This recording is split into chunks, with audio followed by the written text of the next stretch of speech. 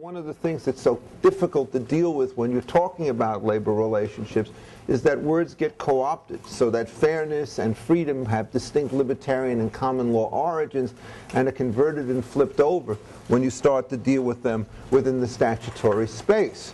So if you're trying to talk about fairness, the traditional definitions of unfair competition always stress the kinds of means that would be used in these sorts of settings.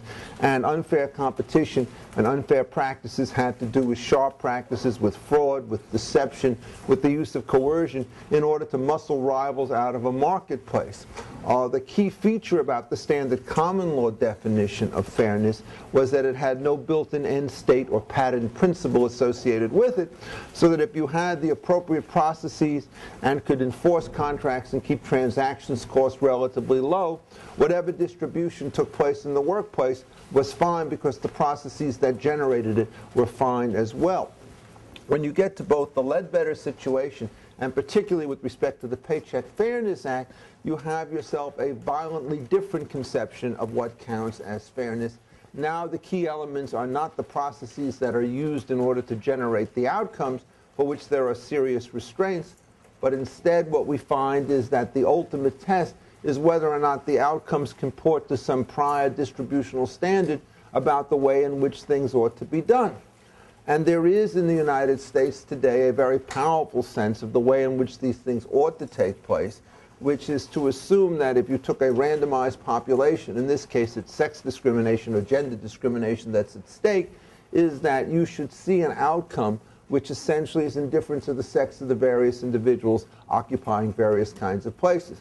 So that the definition of fairness is that if you looked at the curves, you would see median incomes, occupational distributions, and so forth, which pretty much matched one another across sexual lines. And that, of course, is something which has not been true and never will be true, given the fact that there are certain different forces inside and outside the marketplaces that lead to some degree of segmentation. And when one turns to freedom with respect to the Employee Free Choice Act, again you see a real inversion about the way in which particular concepts were done. The standard common law definition of associational freedom applies to all persons at all times and says in effect that there is a basic rule in which, absent monopoly situation, you get to pick the persons with whom you wish to associate and those with whom you do not. And it is not an employee right to have freedom. It's a right of all individuals in the employment relationship, whether they be employees on the one hand or employers on the other, so that the appropriate rule would be that no employer could coerce workers to join him if they chose not to do so, and by the same token, no particular worker could demand that an employer negotiate with him if it turns out that the employer did not wish to do so. This particular conception of freedom was in fact effectively rebutted in the United States with the passage of the National Labor Relations Act, which substituted a system of what you might want to call sort of democratic politics within the workplace as a substitute for the notion of pure associational freedom, and then imposed a duty, a bargain in good faith upon both the union and the management once it turned out that the union had a majority of workers in a given place. And so here what happens is the notion of freedom becomes much more selective, and the basic argument is that workers are now entitled to unionize or not at their free will and pleasure, and that the employers have no freedom to reject their particular overtures if they are done collectively, but must in fact have a duty to bargain with them. The question that one has to ask in looking about all these situations is, when you're talking about conceptions of freedom on the one hand or unfairness of the other, which of them is going to generate the higher level of social welfare, which is going to be of great concern to us all.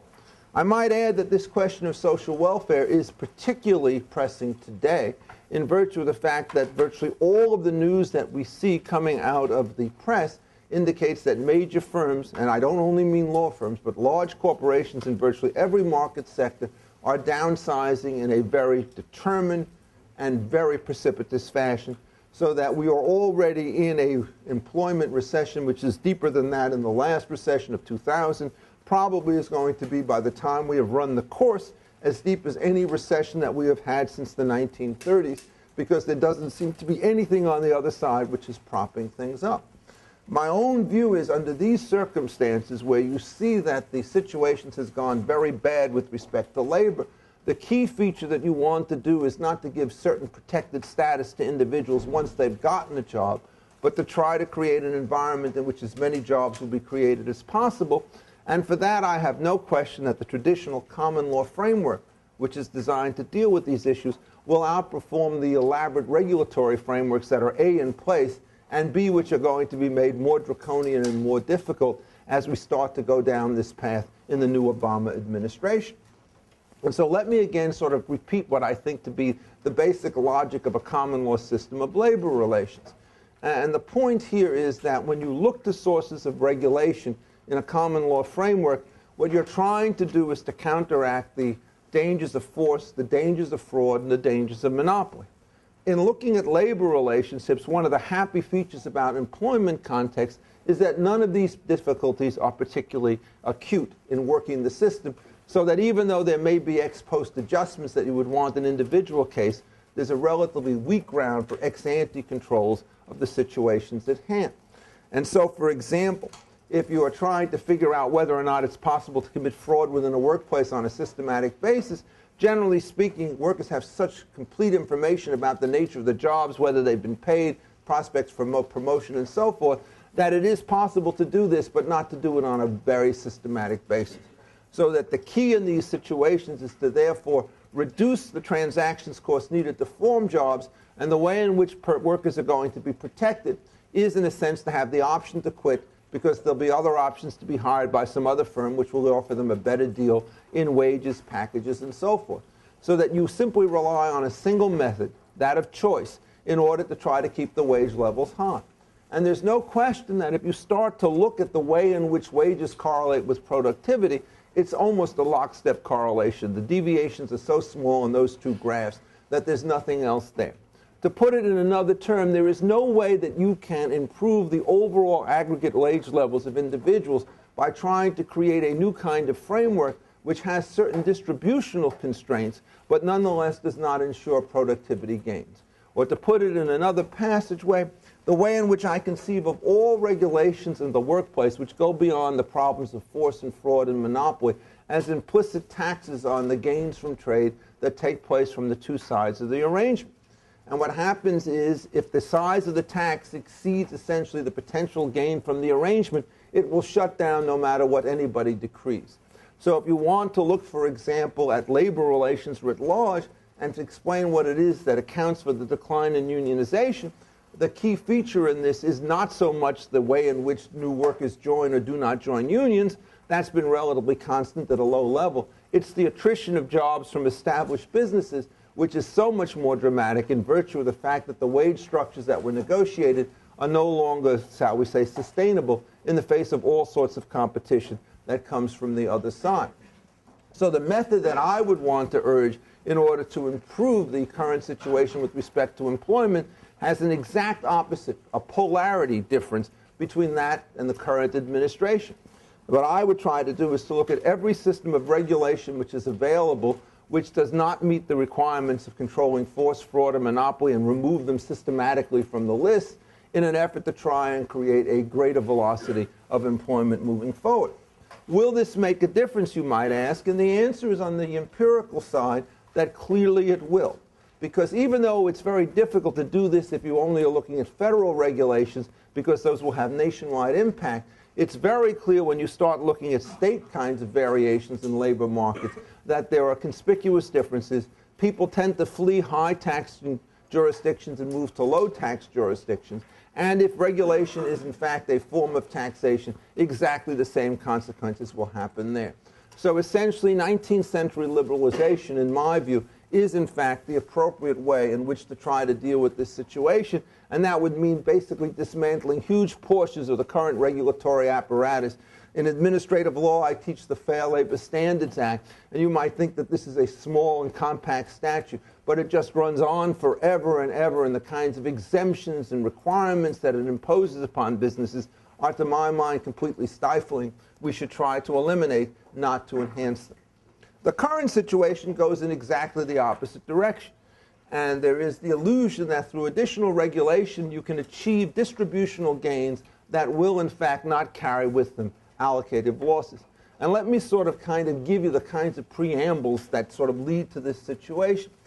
It is striking when you look at the Paycheck Fairness Act, the arguments that are made, in effect, for trying to introduce not an entirety, but certainly steps in that direction, to a kind of general pay equity system in the United States, whereby wage differentials within and perhaps even across job categories have to be strictly justified under a test of business necessity, where the burden of proof is upon the employer to explain why it is that the disparity should be respected, rather than upon the employee to explain why it is that they have some weight associated with it.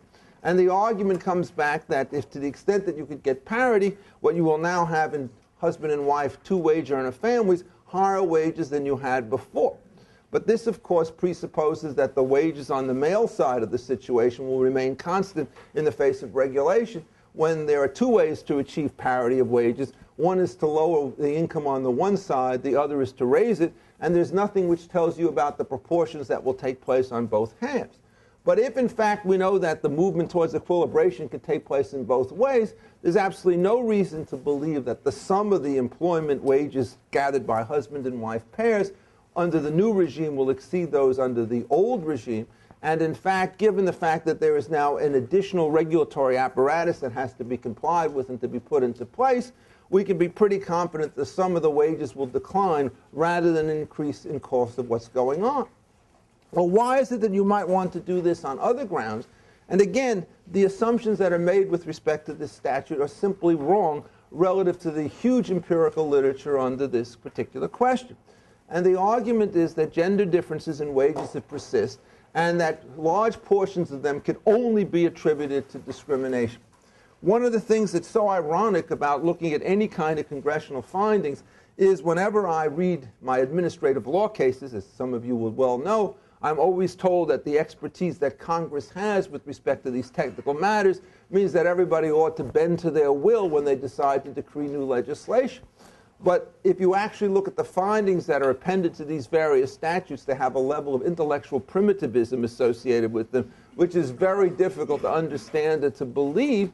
But essentially what they do is they manage to ignore literally thousands of articles which have tried to explain and deal with the problem of wage differentials between the two sexes, and in effect assimilate the argument that nothing much has changed since 1963 when the Equal Pay Act was passed, and that the situation is really very dire indeed. Everybody who runs the corrections on these things, of course, comes up with really quite different situations. And what do you have to correct for? Well, just about everything. Number of hours in the workplace is a very key variable. The kinds of training that you've had before you've gone in there. Your willingness to travel. Your attitude with respect to risk. Your willingness to take non-certain forms of competition. On and on. And when you start to correct for these things, you find out that the market analysis works relatively well, in the sense that if, in fact, there is a net gain to an employer from a female worker which is equal to or greater that from a male, they will be hired until the wages go back into equilibrium. And so if you try and run the corrected figures, you don't get a 20 or 25 wage percent differential. The better evidence suggests that you're running something about 2 or 3 or 4 or 5%. And even then, the one thing that we're perfectly confident about is that if you organize a regression and can identify some features that might explain wage differences, it is methodologically inappropriate to assume that the residual term is solely attributable to discrimination. Jim Heckman, who's one of our foremost econometricians on this point, put the point to me in this way, and I think he actually published it, maybe I read it. And what he said is, if you're somebody looking at a resume and an employee, you'll think of 30 or 40 things that you'd want to know before you make those differences and make those judgments. If you're trying to run a regression, you're lucky if you can get 4 or 5 variables in there. So if you're going to attribute the residual to discrimination, only to discrimination, you're assuming that every other piece of information that comes in is utterly irrelevant. So in fact, if you try and organize this by subgroups, for example, the ability to find these kinds of persistent differences is much smaller than anyone would suppose. So what happens is, by magnifying the proposed failure or the supposed failures of a market situation, what you've done is you've justified a government intervention which really, in my mind, makes no sense at all. And you must understand that this statute is not small potatoes in terms of the way in which it tightens the presumptions, reduces the factors that you can introduce in order to explain why these wage differentials exist, and so forth. And there will be many firms that will decide, rather than go into this particular thicket It is better to contract out, perhaps overseas, to labor environments that are more congenial than the ones that we have here. When you start looking at the Ledbetter statute with respect to various forms of sex discrimination, you come up with a somewhat different set of concerns, but one which is every bit as important as you have here. The question in many cases is, when you make a market decision in 1970, what influence does it have on the wages that somebody receives in the year 2000? And this is the way in which I would want to look at this question, which is to say, if you have a whole variety of corrective forces out there, the chances are that any mistake made 30 years ago will, in fact, be determinative of the particular kinds of employment decisions that are made today, is a very exotic theory of proximate cause. It assumes that nobody receives offers from the outside, which prompt responses from employers to keep them. It assumes that there are no independent decisions that are made on retention, promotion, and transfer within the business in the interim period, and that somehow or other this first decision is the one that kind of is built into the base, and everything else is simply put on top. I can assure you in my own experience in teaching in law schools one way or another that the salary history that I've seen, both as a dean and as my own personal case, starts with a kind of assumption that they're going to be cost-based adjustments over last year. But the moment these get out of equilibrium, all of a sudden there's a violent shift, hopefully in the upward direction, to take into account the fact that the historical system is no longer working. And these forces of correction are perfectly routine. Gerhard Casper, when he was our dean, he made the following announcement to me, which I think captures the difficulty with this assumption. He said, "Richard," he said with his German Sag-Freunde voice, he said, "I am not doing my job as dean if the hierarchical order of faculty salaries is the same in the 5th year as it was in the 1st. Meaning, in effect, if you just boosted people by percentage. That means I'm not being aware of the nature of the differential contributions that different faculty members have made, and so my job as a dean is to shake these things up. And some people may get 3% wages increases, but there are others who are going to get salary increases which will be 10 or 20 in a given year for all sorts of good reasons. This is essentially the reality of labor markets. They respond to recent stimuli, and to the extent that you now try and prove one of these Ledbetter claims, this is what you will find. That it's easy to make allegations that I was hired many years ago and my wages have lagged, and that it all has to do with sex discrimination. But when you decide the statute of limitations question, you decide it on a demurrer. You don't look at the truth of the facts. You just simply assume that they're true. The moment you decide that the statute of limitations defense is not going to be available, what is going to happen? Then it opens the record to an exhaustive examination of every personnel decision that took place within the interim. And how are you going to be able to decide which of these are true and which of them are false, which way you're going to run the burdens of proof, how you're going to assimilate the evidence, is going to be a kind of a nightmarish deliberation. When will these cases be brought? And this is a key thing that you must always remember. No person wants to sue a current employer for any form of discrimination because it's poison with respect to your ability to continue in the workplace. And in fact, it is generally understood that if you bring cases like this, the knowledge will precede you and it will be very difficult to get a job with another employer. So what happens is the Ledbetter case is not an exception to this rule. You wait until you retire, and then, since you no longer are subject to these kinds of market discipline and forces, you bring these sorts of suits. What will this do with respect to firms? Well, one of the things it will do is, since everybody has people coming in and out of jobs at a very high rate, you'll have to start to re-examine your entire salary portfolios for everybody with an idea of how it is that you immunize yourself from some kind of prospective liability, only to be told that if you do that, that's proof positive that you engaged in some kind of bad practices earlier on in the game, and so that you'll be in trouble. This means, in effect, that searching the personnel records is going to routinely take place.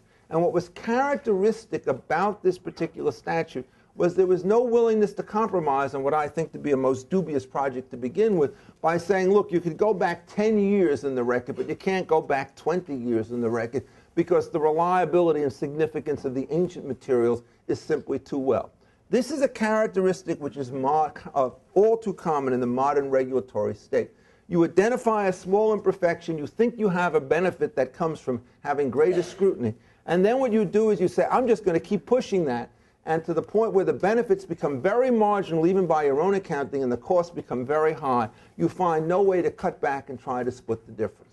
So it is characteristic of this particular statute that any employment decision which is said to trigger discrimination, in effect, is subject to another action each period. So that if you build it into the base in 1970 and you pay wages in 71 through 2000, every single year you've engaged in a fresh act of discrimination, or at least presumptively so for the purposes of the statute of limitations. The consequences of this will be essentially to try to figure out how you trim your labor forces in order to minimize the exposure to the future liability. The particular pattern doesn't matter whether it's this or the Fairness Act. In both cases, the unambiguous prediction is that efforts to try and improve the market by these devices will not work. Now, these are the more progressive and enlightened statutes. By far the most dangerous statute that you have to deal with under these circumstances is the Employee Free Choice Act. I should tell you I've spent a lot of time working on that situation because I've just written a volume on this for a whole variety of employer groups who are frankly petrified about the passage of this particular statute and the way they think it will affect their particular business. And I think that they are actually, in some sense, underestimate the nature of the dangers that are associated with the statutes in question. Well, let me see if I could put the thing into perspective for you before I talk about some of the particulars of the Act. The first thing that we have to do is to understand the condition of labor unions in the modern marketplace. The watershed events in this particular area all took place in the 1930s, and the key statute amongst them was the National Labor Relations Act of 1935, or the Wagner Act, which essentially guaranteed the right to collective bargaining. And the key feature with respect to this system, as it was originally conceived, was A, that there was no way in which the state would actually force an employer to yield to particular terms in their negotiation with the union, but B, there was no way that they could resist bargaining once a majority of workers in a given bargaining unit had assented to the operation of a union. Once you do this, of course, how do you choose a union? The answer is, under the NLRB situation, the basic method is a secret ballot after a campaign.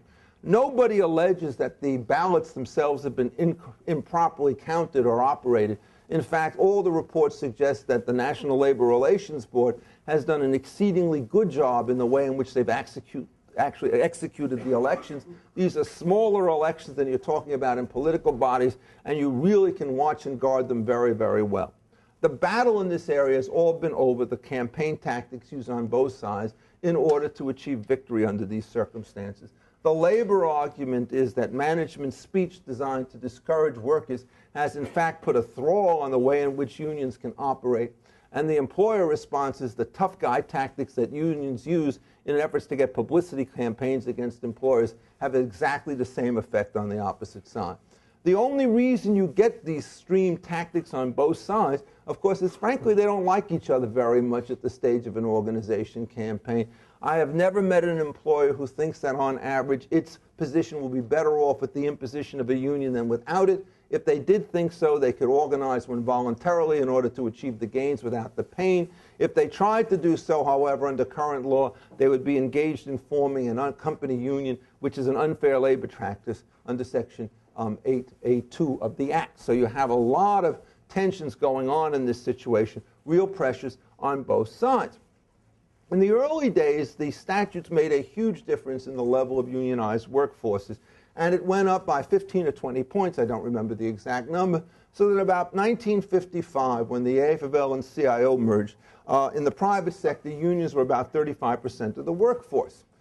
In the next 50 years or so, that number has shrunk to about 8%, that it has gone down by over 80% essentially, while the rise of public unionized worker has offset the difficulty. And the question has come, what is the source of the declines of the workers? The union story is essentially, it is massive resistance by employers which has led to the transformation, and that the statute itself has to be modified in order to deal with this. The employer story is more complicated, but I think in the end it's more persuasive, and it says, whatever you think about these tactics that are available under the National Labor Relations Act, they cannot explain the differential. These tactics have been allowed one way or another since 1959 without change. All of the changes have come essentially in a constant legal environment. You cannot find stasis as the sort of change explanation. And indeed, if you start looking to other systems which have very different rules for labor relationships, you see essentially the same rate of decline in virtually all the Western industrialized countries, so that what you have to do is to find sources outside the actual mechanism of labor to explain the decline in question. What might these be? Well, there are a number of them, and they're all, I think, extremely important. One of them is globalization. There is no question if you reduce the tariff barriers from goods moving in and out of countries, the ability of any firm to get a monopoly profit for itself is going to be eroded. And if the firm could not get a monopoly profit, the labor unions that organize it could not extract the monopoly profit from them. So that what happens is, as the product market becomes more competitive, the gains from unionization to workers start to diminish. The cost, of course, do not go down commensurately with it, but if the costs remain constant and the gains go down, you just have a perfectly rational explanation that many people who once thought that unions were appropriate will no longer think so. Second explanation has to do with the nature of the workplace, and it points in exactly the same direction.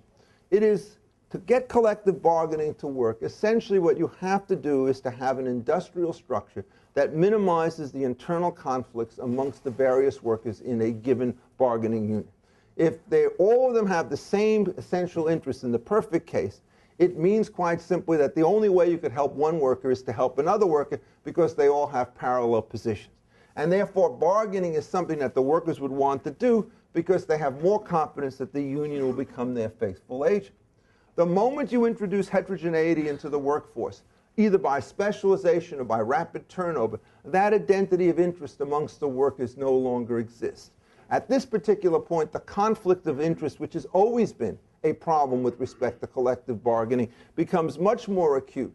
And as people have left confidence that a union can actually do something which benefits them all equally, those who are skeptical will start to bail out from union representation. And remember, a very small change in electoral composition in one of these bargaining units can lead to decertification. And the third explanation is more ominous, but it's probably the most powerful at all, is when you look at these first two things and you want to account for the decline in unionization, essentially it turns out that they cannot remain competitive.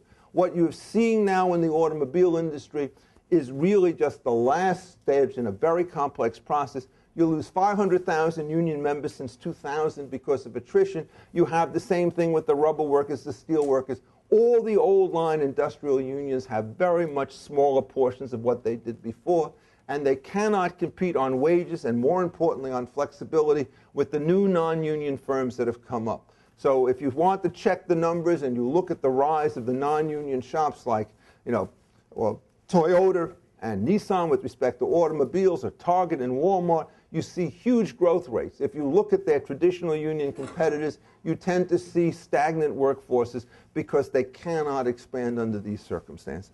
So the question then is, what do we do about this situation? And here, the analysis that you have with respect to the disease will lead you very strong with respect to the cure. My own view about the situation, and I've made this clear, I guess, since 1983, is that I think the common law regime is perfectly appropriate. And one of the ironies of all of this is I did so at the Yale Law School in celebration of the 50th anniversary of the New Deal. I was the lone conservative allowed to speak at this particular event. And that one of the people in the audience is a woman named Cynthia Estlin, my colleague at NYU when I'm there as opposed to here, who is one of the leaders of the Obama transition team. So I guess my positions have certainly been well known to her and to a lot of other people for a very long period of time. But in the current situation, you have to treat the National Labor Relations Act as a bedrock institution. You cannot treat it as a contestable item subject to be revision. And the only question is whether you tighten the noose rather than loosen it. And if you believe, as the unions have argued, that the source of decline is attributable solely to the way in which organizational campaigns take place, that dictates the remedies you want.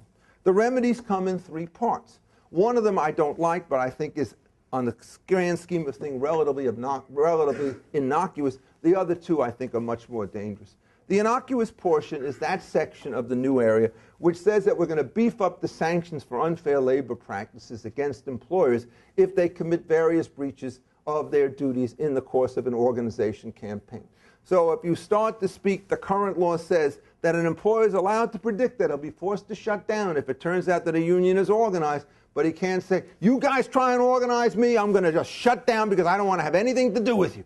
So the grammarians essentially become the dominant persons in advising employer campaigns. You have to stay on the right side of that line. How clear is the line? Well, everybody knows if you can make an express threat, you can make an implied threat. And when is this prediction an implied threat is the kind of question that casuists can argue about. Workers, of course, know that unions are faced with no similar constraint. In their campaigns, they can make any promises they want. It's only the employers that are subject to this exception. So, I mean, the whole thing is asymmetrical. I think this is uncalled for because I think that the net effect of it will reduce the effectiveness of employer speech. And if, as I happen to think, that they actually have a very strong case to telling workers that by the time you take into account uncertainty and dues, you're worse off with this union than you are without it, I want that message to be able to get out there. The unions clearly do not. Well, that one you could live with, perhaps. The other two provisions are much more radical. The first of them goes to the secret ballot, and it says that this is no longer a precondition, it's an option. If a union wants to have a secret ballot election, it's entitled to do so. If not, what it could then do is rely on something known as the card check in order to secure the majority that will compel movement into the collective bargaining system. A card check is a very controversial institution. Right now, the current law provides that if a union can get the cards from 30% of its workers, it can force an election. What unions do is they think about this and they realize if they only get 30%, they'll probably lose some of those to the secret ballot. So typically they won't call for elections until they have 55 or 60% of the people on card check. Even then, they still lose about half the elections that take place, and they win half. The total number of workers involved may be a couple 100,000 a year, which is much smaller than the attrition rate that I've referred to before. So the card check at this particular point has the feature that many workers are willing to sign cards because they know that the secret ballot means that they can basically express an anti-union preference without having to alienate a union leader. At this particular point, however, the card check is a much higher thing. Once you get the card signed, then in effect, you get 50% of them, there's a union. Now, when do you sign the cards? Well, the rule currently is, or the proposal is, that if you get a card any time in the last 6 months, the union can hold that card and then get cards from somebody else so that if the first worker changes his mind, he's no longer able to get the card back. Essentially, these cards are not authorized, they're not notarized, they're not observed, they're collected and held by the union, and at just the right time, for just the right unit, they put them in there. The danger that many people believe is that campaigns could be run in secret. You cannot get a debate over these things. There's the real danger of intimidation because you could collect the cards at any place. There's no independent public oversight of any portion of the particular process. The only way that you can challenge a card is essentially to prove that it's a forgery, which, by the way, is a real complicated issue in many of these cases when you start to deal with workers whose English is not their first language and so forth. Do not underestimate the difficulties for the administration of this particular kind of provision. And so on the public side, I think the sentiment is strongly anti-card check. The polls usually show fairly convincing majorities in the neighborhood of 70% or more of people who think that the secret ballot is really something that you have to worry about because coercion by workers on workers by unions is a serious issue, even if coercion by employers is a serious issue. The secret ballot, to some extent, is able to deal with both of these things. What makes the current statute truly dangerous, in my view, is the consequence of a card check. The current law provides that once a union is recognized, the two sides go toe-to-toe. Bargaining in good faith is an extremely difficult situation because no longer do you have competitive forces that reduce the difference between the bid and the ask price. What you do is essentially you have this artificially monopoly-created situation where the union is the exclusive representative of all the workers in the union and the employer is duty-bound to deal with it. There is no unique bargain that comes out of that institutional structure. The wages can go from here to there, and in addition to the wages, the typical collective bargaining agreement is based upon the following paradigm, one of strong mutual distrust. And so the moment you have two sides that have been fighting over each other, the contracts get longer, they get much more detailed, and they give you relatively little room for subsequent discretion because in an environment where the trust is not high on both sides, discretion turns out to be the enemy. If you look at a typical collective bargaining agreement today, in a complicated business, it can be that thick. There can be detailed provisions on sick pay, detailed provisions having to do with planned closing, detailed provisions on grievances, detailed provisions on dealing with sick time and so forth. And every single one of those has to be spelled out because you have a large number of workers. You're worried about parity of treatments amongst them. Everybody's afraid that the other side is going to try to pull a fast one. And these agreements can often take a year or two or longer to negotiate. And then they give rise to this constant situation where low-level grievances give rise to informal adjudication within the framework of the labor situation. What happens is that there are many cases in which these labor contracts don't take. That is, the difficulties of bargaining on the both sides are so great that the two sides do not reach an agreement. In some cases, the unions are able to get an order which requires either collective bargaining or sometimes, rarely, but almost never, some kind of a contract if they can show that there's a consistent pattern and practice of unfair labor practices in negotiation by the employer. And what is an unfair labor practice is a complicated issue here because the basic rules say that employers are never allowed to engage in tactics that are too effective. So if, for example, once a union comes along, you are not allowed to give your workers a unilateral wage increase because that simply takes the steam out of the union drive. And so this is now regarded as coercive behavior within the peculiar framework of the labor statutes. It's the correct decision given the labor laws, because otherwise the employers will have too much of the upper hand. So you have all of these very delicate situations, but what happens, and this is an important difference, after 50 years of experience on this, unions cannot basically trap employers to making dumb mistakes and creating unfair labor practices. The representation on the other side is good enough so that it's my A team against your A team, and generally speaking, under those circumstances, the unions do not come out ideally well. How do we know this? Because the conflict of interest that I referred to before become extremely important in the modern context, because what you see now are many two-tier negotiations in both public and private unions. You know you have a dwindling monopoly. You know that your current workers will not take wage cuts. So what you do is you announce that all future employees will be on a wage scale, which is 50 to 60% that of the current employees, in order essentially to create cross-subsidies amongst union members. So you get all of these dynamics that are going on. What is the union solution to this problem? It's to create a system of compulsory interest arbitration. And it's important that you understand what both of these words mean. Compulsory means that there is no option on the part of the employer to walk away from any deal that he doesn't like. And if the union and the employer cannot agree, then in effect an arbitrator will decide. What does this mean when we call it interest arbitration? Well, in the labor business, there are two forms of arbitration. One is called grievance arbitration, and the other is called interest. A grievance arbitration, which everybody believes in the union framework, is if there is a contract and there's a worker who claims that he's been aggrieved by breach of that contract by the employer, you can have an arbitral discussion to figure out how it is that you resolve that particular complaint. The worker could win, the worker could lose. Unfortunately, the worker cannot decide to unilaterally press this grievance. The union has control over that under a decision called Vaca and Sipes. And this was on my final exam at law school in 1967. I didn't do very well because I had the result come out the opposite way. And my first publication was trying to explain why it was that Vaca and Sipes was a wrong kind of decision. I mean, so my interest in labor law goes back a very long time, to put it mildly.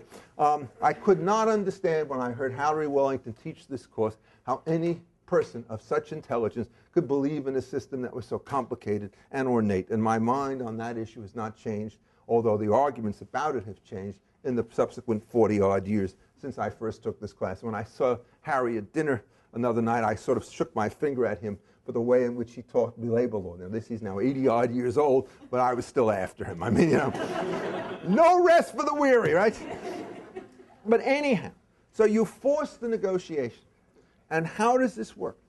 Well, the labor statute provides, and this is really astonishing, it says that you have 10 days to organize a collective bargaining team as an employer. So think of yourself as a small business. You've got 18 employees, 10 of them assigned cards, and now 10 days after you do it, you have to hire a lawyer, figure out what all the negotiation rules are.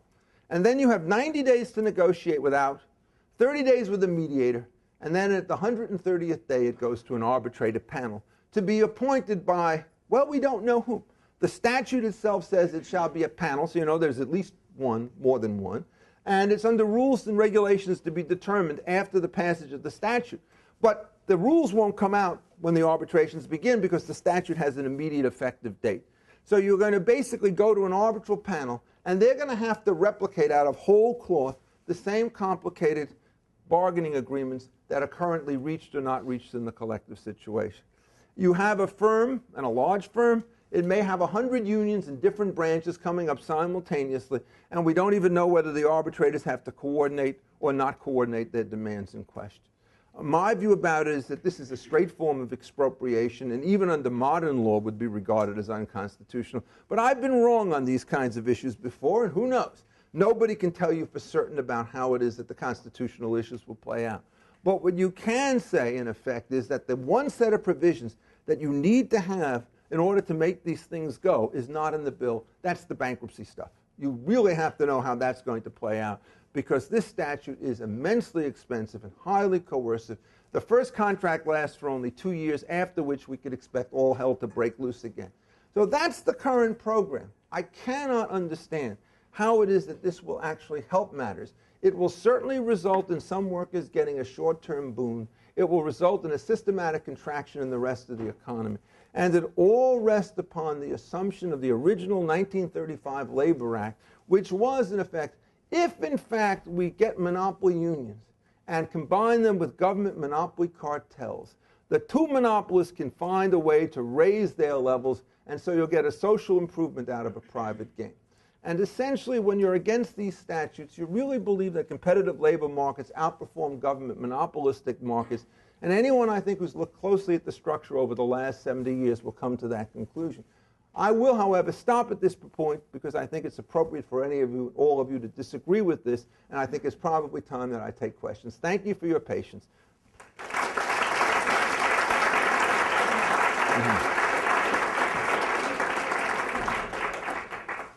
All right, well, there's got to be somebody who has something to ask. What? I mean, this is a University of Chicago crowd, right? Yes?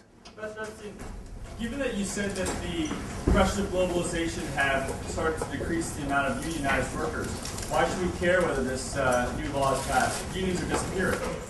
The answer is you should care because globalization, in effect, has the greater impact with respect to the kinds of industries that I've talked about, namely those where importation of finished products can actually alter the workplace.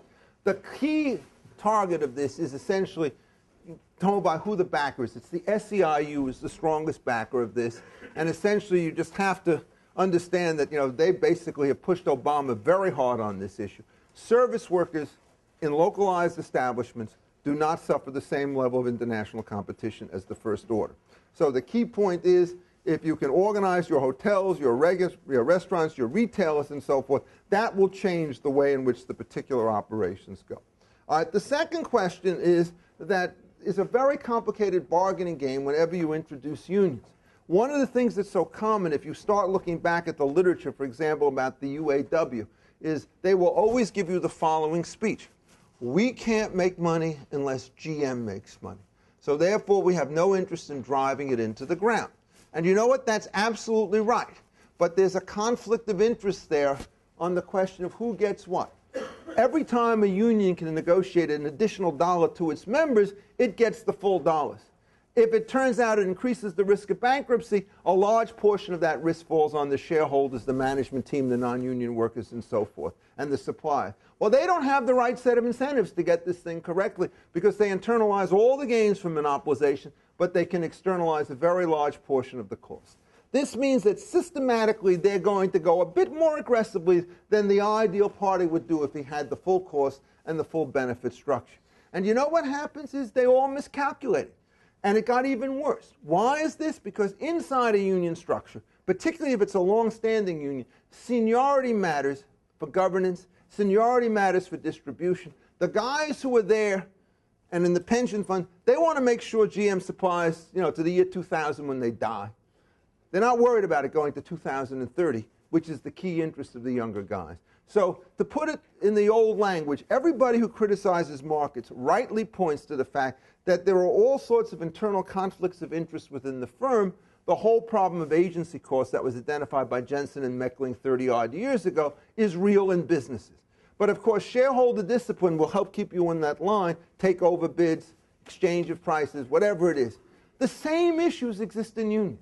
It's not as though when you start working at a mandated structure like this that the agency-caused problems disappear. In fact, they become much more aggravated because you have none of the takeover external control methods. You have none of the profit mechanisms that work on this stuff. So you really have to worry because you don't want to have somebody miscalculate and take everybody down. Does this mean that it's going to work all the cases? No, I do think that there'll be some situations under the EFCA where they will unionize and you'll have good union relationships. There is no theorem which explains how successful a union's going to be. You have airlines like Southwest, which are strongly unionized, and they've always figured out how to divide the gains without blowing up the ship. You look at Northwest Airlines, they have a strike a year. You look at this law school and this university, we don't seem to have many real union negotiation problems. Go look at the Yale University, right, and it turns out they're constantly faced with major strikes and dislocations. And what you have to do is to understand that in a structure which is competitive, essentially the attitudes of a very few individuals don't matter that much because they get wiped out if they're obdurate and some other people take over. But in a monopoly type structure, the people who are your leaders determine the entire shape of the organization. And so if you can in fact have just the simplest paradigm, tough management, tough union, weak management, weak union, and run the four pairs together, you'll see that, well, you get weak, weak, it's wonderful. You get strong, tough, God knows which way it's going to work. You get tough, tough, it's going to blow up. Right? So, I mean, that's the problem that you get. You concentrate power. It means that you increase the variability, and that's extremely important if you're worried about the stability over time of a particular industry. So the international stuff is a force, right? But it's not the entire story. All these other things matter as well. That's why labor relationship is so complicated to run, even though it turns out, I think, identifying the legal regime that works best, the open market one, is a relatively straightforward affair. There must be another question. Yes, in the back, Mr. Keller. Yeah, with the Ledbetter Act, you mentioned that the only people with incentives to bring suit are people looking to retire. So I would think that, doesn't that mean that the employers get away with discrimination a lot and therefore the increased costs? No, because what happens is you have to remember, what I'm talking about is individual grievances, but the whole structure is extremely complicated. Right now, any short-term public decision that you make, like suppose you were to come out and say, I'm paying my women workers 110% of my men workers on wages and so forth, that's an instant public violation. You have the direct enforcement by the EEOC.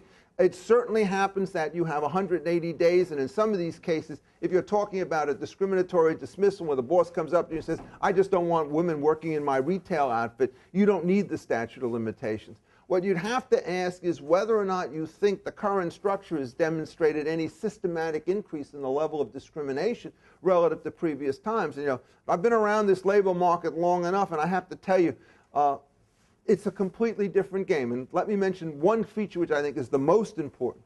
When I started teaching, essentially in 1968, we had a male faculty. We actually had a woman dean, but she was an interim, right? And then we were trying to figure out what to do, and the whole question is women were starting to come into the profession as students. And you really had this funny sense, us against them. Now, most of us actually at that age were not of the same opinion as people 20 and 30 years older than us, and so it wasn't, I thought, a big deal. But today, that's not the way it works. You can't find a hiring committee in the United States in a law school or a personnel committee in an major firm which doesn't have a very large percentage of women and members of minority groups on it one way or another. You change the composition of the workforce, that is by far the most powerful protection that's going on. I can still remember going to a European office, I think it was in London, of Goldman Sachs, and I meet one of the guys there and I look at all the names on the doors and I can't figure out the nationality of the people or the sex from the first names. I said to him, this is a real place in which you've got to have people from everywhere. And this is what I was told. That unless you're comfortable with working everybody, you have no future at Goldman Sachs. Because that's the only way we can hire. I can still remember one of the former trustees of the University of Chicago who was a head of a major corporation. And he pulled me aside to talk about labor relationships, treating me like the naif that I was. And he says, I'm not interested in firm suicide. I look at the job market and I see that only 35% of the pool are white males. I cannot run a multinational corporation by ignoring 2/3 of the workforce. And I mean, those forces really matter under these circumstances. So to think that the statute, which has got lots of enforcement mechanisms in place, is the key feature is wrong. What really matters in these things are the voluntary actions taken in firms. And let me give you the other point. there's always the question of do you or do you not believe in affirmative action? And, my attitude about it is, again, atypical, which is I actually think it's a private decision for individual firms to make. And what happens is if they want to make it in favor of affirmative action, that's fine. If they want to go the other way, it's fine by me. But if you actually put it to that situation, there are very few firms that will not engage in some programs of that sort. But the big difference by doing it privately as opposed to publicly is the one I hinted at before. They know when to quit. They can figure out when it's going to work, when it's not going to work. They can make corrections and adjustments. If you do it through government projects, every time you want to make a change, you've got to get the entire board to go along, and it's going to be much more ideological and much less pragmatic in the way in which it operates. So if you know the full type of situations, I don't think you would want to say that you have to have this statute. You also have to understand that it's a powerful threat in many cases where there is no discrimination, because one of the things that you know is all the litigation advances go to the workers because all the paperwork is in the hands of the employer. And that asymmetry in discovery is a huge advantage with respect to the settlement of these cases. Okay, other questions, Mr. Herron? How do you think the passage of this legislation will affect state laws on unions, particularly the cleavage between pro-union and pro-right-to-work states? That's a very interesting question. Currently, many of you may or may not know, there are things in place known as the right-to-work laws. And these essentially say that if you're in a right-to-work state, you may have union representation, but you can't be required to work as a member of the union. In some cases, can't be required to pay dues. There are all sorts of variations. Those states, a crude empirical study would suggest, have done much better in job creation than the strong pro-union states. If you want to look at the list of stagnant states in total employment, not only union employment, start with Illinois, New York, Michigan, Ohio, Pennsylvania, and so forth. And you have a very good list of states which had high union concentration. So the migration has been going down. The prediction you would make is that this option would become more valuable if the unions are less welcome, so that the exodus from the northern states to the sort of western and southern states would start to increase.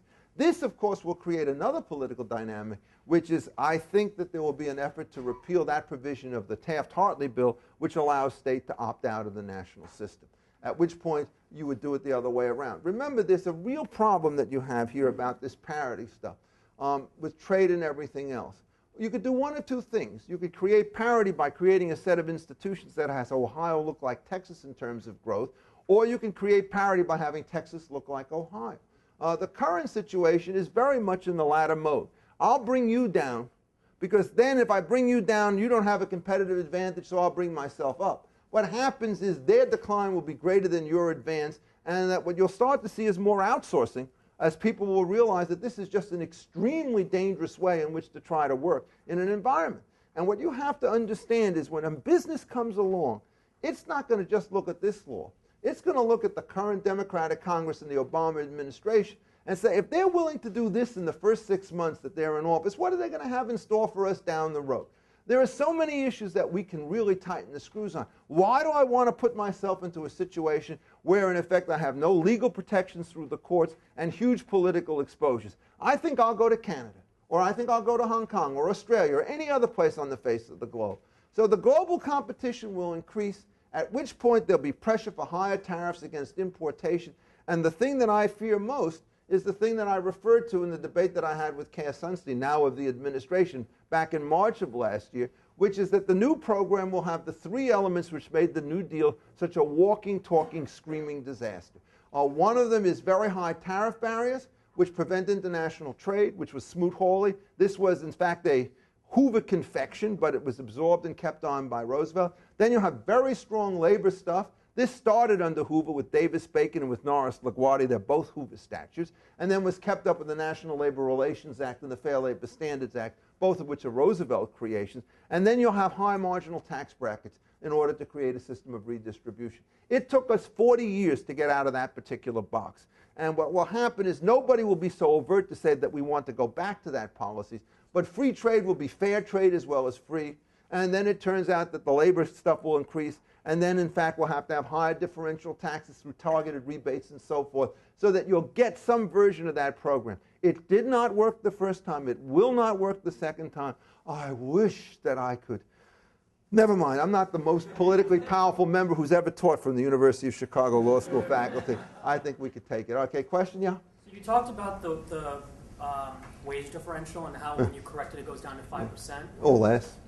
Do you think that the adaptive preferences in those controls should matter, like education or switching out? And how do you explain the gender difference at the top of the organizational chart? Oh, well, look, first of all, my view about adaptive preferences is that everybody adapts their preferences in every particular way, and that if you're trying to explain individual decisions, they may help you as to why Smith chooses this job or Jones that. But in explaining aggregate phenomena, it doesn't work. The theory of adaptive preferences, which says, in effect, that you ought to continue along the lines that were familiar to you or which had been imposed upon you with respect to sort of gender roles or race roles and so forth, cannot explain why it is that 50% of the members of a medical school class today or a law school today class are female. Somehow or other, they never got the message. And in fact, that's true everywhere. The thing that is most conspicuous about the labor type situation is, in fact, the huge amounts of statistical upheaval that has taken place over these periods of time in both sectoral employment and, in fact, in the kinds of mixes that take place. So I don't see any evidence whatsoever about adaptive preferences as creating a constraint on movement. I don't even think that that case is close. And all of the arguments in favor of it are not done on sort of mass empirical studies of major labor market movements. They're kind of psychological introspection of the sort that Jan Elster does, which frankly doesn't move me in the slightest. The question is differentials at the top. There are two stories. One is that's changing. I mean, in the last generation, in part you'd expect a lag on this relative to anything else because it takes 25 or 30 years in an organization or in organizations to become chief executive officers. And the number of women who are at the very, very top one position may not be as large as it is men. But you start going into executive committees, boards of directors, management of divisions, and so forth, and the numbers have started to shift and shift conspicuously. In fact, I mean, in many of these firms, there are very strong incentives to try to get women into high places because it means that you could meet all market sectors instead of only some. The question is, why does the differential start to exist? Well, the answer is one that has been highly debated, but you have to take into account not only the preferences of the firms, but you have to take into account the preferences of the workers. And this is a very complicated subject because it turns out that there are many women who would rather hedge their bets, raise a family, take a few years out of the labor force, then come back in after the children are of a certain age. And those women, in effect, have taken themselves out of the race for the very top, because there's no way that you can make up the ground that's lost in the workplace. So if you actually look at single women who don't have these distractions in their income profiles, they're actually earning slightly more money than married men. So, I mean, there's a clear kind of situation. And then the higher you start to go inside an organization, the less you care about aggregate characteristics and the more you care about the very distinctive features of the one person. There is nothing which says that the distribution on the variance has to be the same between the two sexes. And in fact, if you look at sort of math aptitude and so forth, and you sort of figure out, well, what's the top level, the ratio is about 9 to 1, on the very, very difficult tests, men to women. On the other hand, if you're trying to take most jobs, you don't need to have those kinds of skills. You need to have skills which are much more manageable, which large women have. So what you're finding, in effect, is a replication of that pattern of distribution that takes place. Essentially, you find that the very high-risk positions, there's a larger number of men than women, but in management positions, generally, there's as many women as men. And the thing to remember about this is you cannot figure out labor source success about, labor supply success by only looking at the people in the workplace. What is so striking about the American workplace is at the bottom, it's heavily populated by men. I mean, in terms of dropouts, criminal situation, drugs, death, all sorts of other things that start to take place, we guys actually have it hand and fist over women. And you want to just take one number which shows that the difference at the bottom is at the present level of education in secondary in universities, it's basically a differential of 57 to 58 women in universities to 42 or 43% men, which in fact is a number which ought to lead you to some worry in the opposite kind of direction. Because it suggests that you're not going to have parity and that this can affect all sorts of other markets. So I think, in effect, that there are all such things that you might want to work about and to worry about. But I would then put the last point is, suppose you were right about this adaptive preference stuff, which I don't put much stock in. There's nothing about the labor statutes which solve that issue.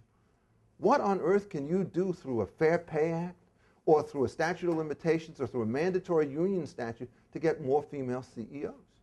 I just don't understand the connection at all.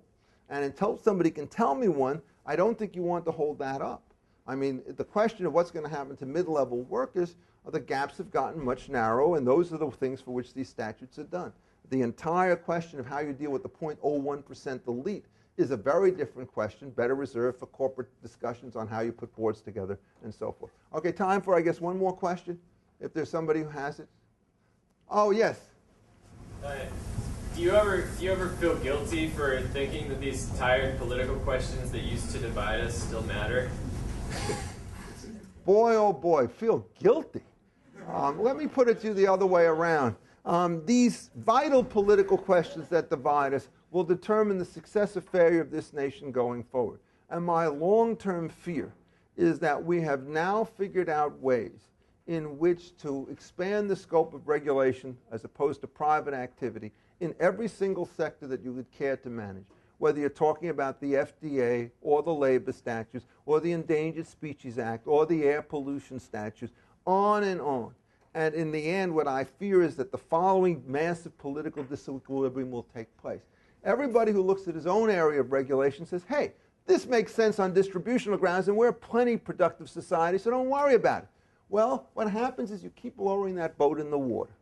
And sooner or later, the gunnels are going to be below the waterline, and that may be where we're heading today.